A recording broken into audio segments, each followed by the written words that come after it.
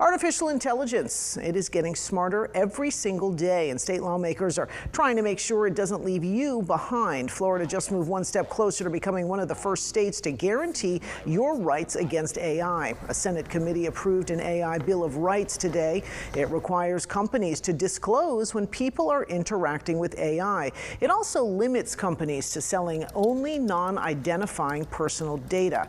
It would also require parents to opt in for children to use chatbots, and they could see what their kids are doing. The goal is to protect users.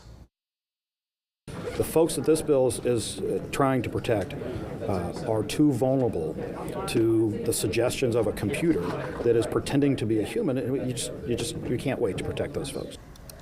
President Trump signed an executive order banning states from regulating AI, saying it needs to be centralized. However, state lawmakers say the regulations they are moving don't fall under that order.